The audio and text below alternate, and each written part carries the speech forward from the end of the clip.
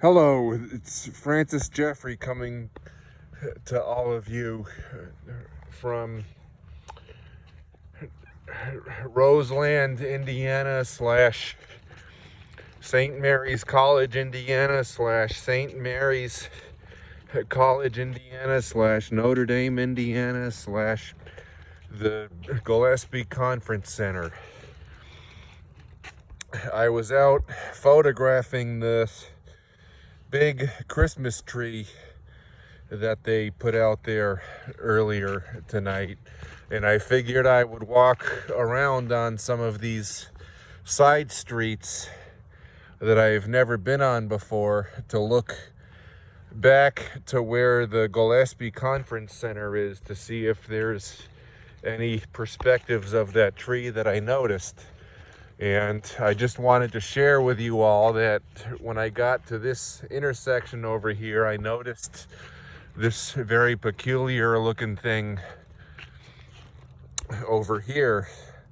And I wanted to state that this is one of the reasons as to why professionally trained photographers like myself scout places and things out before taking photographs in certain areas, because you might have photographing one thing in mind, but then upon scouting the area out, you find another thing which you didn't know was there, and for all you know, that could be a much more interesting thing to photograph than the original thing that you intended on photographing.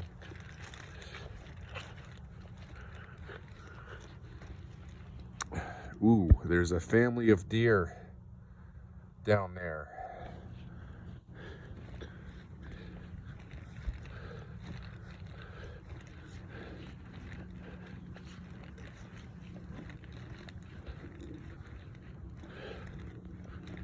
Ah, how interesting.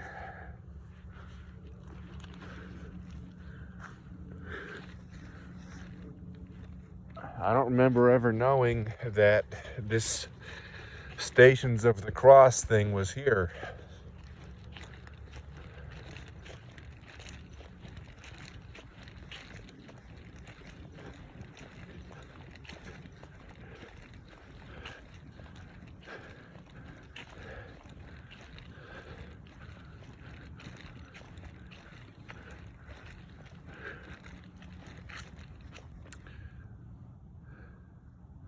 Man, this is a photograph that I'm thinking has to happen tonight.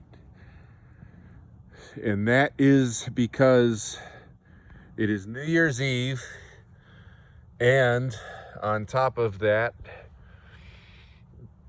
we hardly ever experience nights here in northern Indiana where there is essentially no wind whatsoever. And a photograph like this is gonna more than likely require me to do a long exposure, which would mean that the elements of the leaves on this evergreen tree would normally be motion blurred. So I have to take advantage of the night tonight. Ooh. I don't think that this looks particularly photographic now that I look at it in more detail, but some professionally trained photographers would argue that this decoration is juxtaposed with the Christmas decorations in the background, because Christmas is a Christian holiday.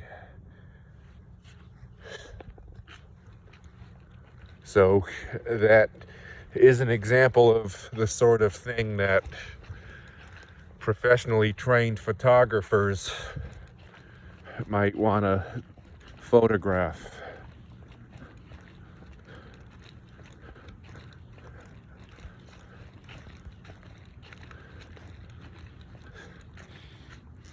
Now, over here, I almost tripped, is arguably another thing worth doing a long exposure of. I can't really document it on my phone because it's very dark and I don't do video with my phone very often, so I'm struggling to get it to be focused on here. But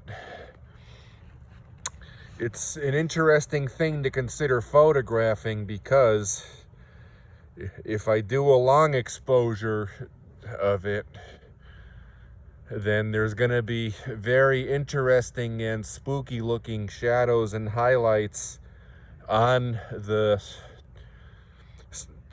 decoration as well as on the tree trunk, which you can see just off to the right, which in real life is right next to it. But because photographs and videographs are two-dimensional, it visually appears next to it. It visually appears to the right of it instead of next to it.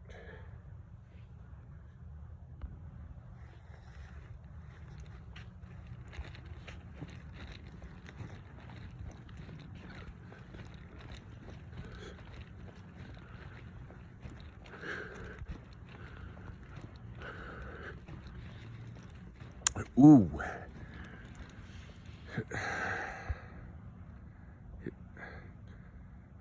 Here's another thing that professionally trained photographers would consider photographing because of how spooky this bench looks next to the Stations of the Cross.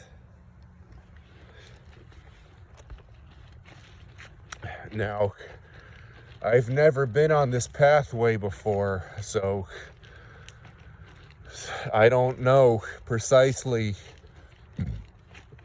if it's on the campus of Holy Cross or St. Mary's, but I know that it's definitely not Notre Dame, because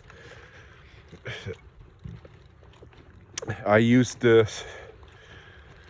work temporarily with the Notre Dame landscaping department, so I've been all over campus.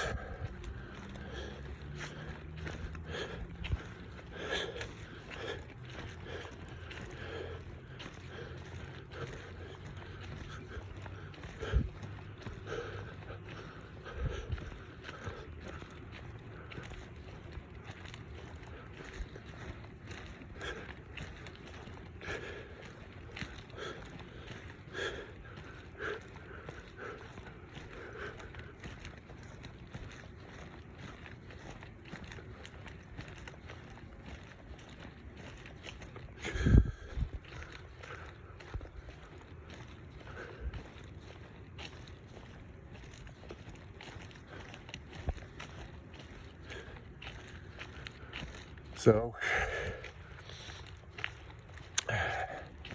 as soon as I walk to the end of this path here, I'm going to turn around and walk back again and get some photographs.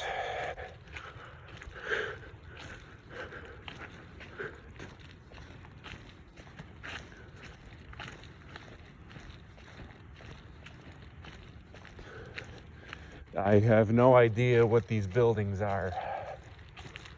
Ooh, there's another thing that professionally trained photographers would consider photographing. Those Christmas decorations back there.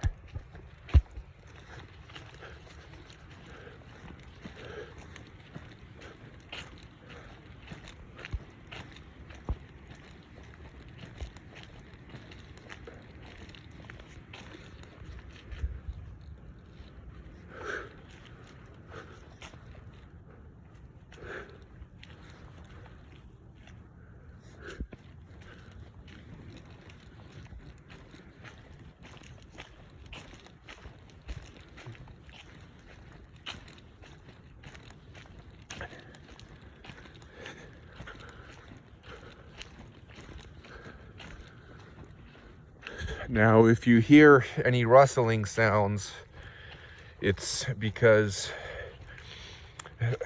I left my living space at like I don't know, 4:15 p.m. And ever since, I've just been out photographing and doing some scouting and stuff like that, and it's close to 9 o'clock now, if I remember correctly. And so that means that not only do I have 2 different tripods with me, but I've also got food and drinks. And of course, I plan on going out to a bar later tonight. Now, because I study the First Amendment quite a lot, and I read a lot about criminal cases that have to do with like photographing private houses and stuff like that, I figured I would state what I know about this building, which I'm next to, which is not much of anything. There's a chance that this is actually a dormitory because I'm on a college campus. And if so, because of the fact that I'm on public access property and I can see the interior of this building because it's nighttime and the lights are on and the windows are unclosed. Me doing this is actually not a violation of privacy because I'm just visually documenting what I'm legally allowed to see from this perspective because I'm on public access property here. So if this is a dormitory and people were looking out the window and seeing me do this, they might get sketched out and call the police. And if the police come out here, what's gonna happen is they're gonna tell me that I'm allowed to do what I'm doing, but people grew suspicious of me because they saw what I was doing and they thought that there was laws against it, but there's not, because what I'm video recording is what I can see from a public access point.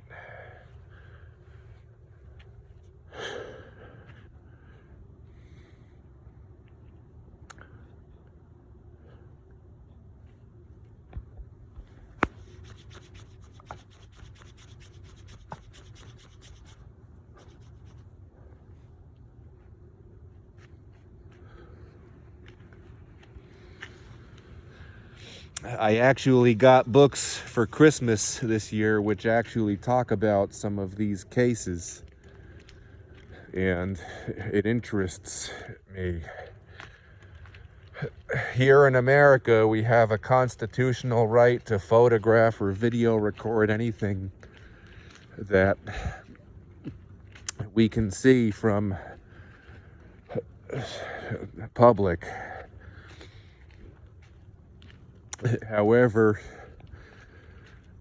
there are stipulations on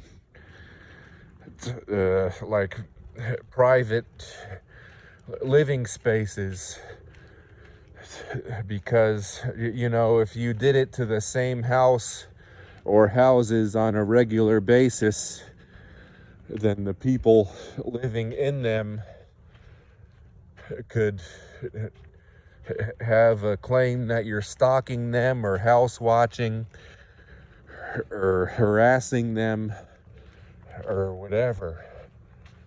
So you can legally photograph and video record private houses without the consent of the owner, but it has to be done from the vantage point of a public access space. And technically speaking, you can do it to the same house or group of houses multiple times, but if you do it on a regular basis, then you might be running into some of these criminal issues. And of course, you also can't go onto private property and do it if the private property is like someone's yard and stuff like that. And part of the reason as to why neither side always wins these cases is because there's such a thing called a public easement, which in general would be outside someone's house and start at the curbside, and then the mailbox would be placed halfway from the begin point and end point to the easement, and then the private property would begin after where the mailbox is. So imagine here that this is a public easement outside someone's house. And this clump of dirt between the walkway here and the grass is the curb. Their private property would actually most likely start right where my hand is here on this tree trunk. And so the mailbox would be right at the halfway point between the two spaces. So if people are wondering if it's legal for people to walk around strangers' mailboxes, the answer is yes. And people can also legally photograph and video record private houses from the easement as well. But easements don't generally have a clear visual line that depicts where the easement ends.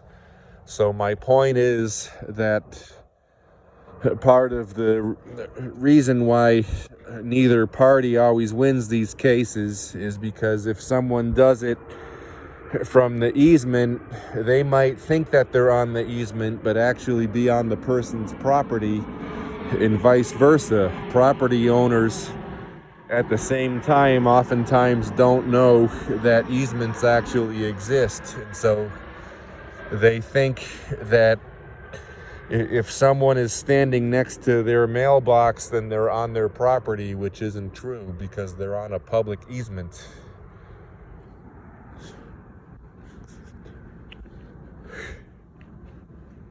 Anyway, it's now time for me to stop talking and start video recording. Excuse me. It's time for me to stop talking and start photographing.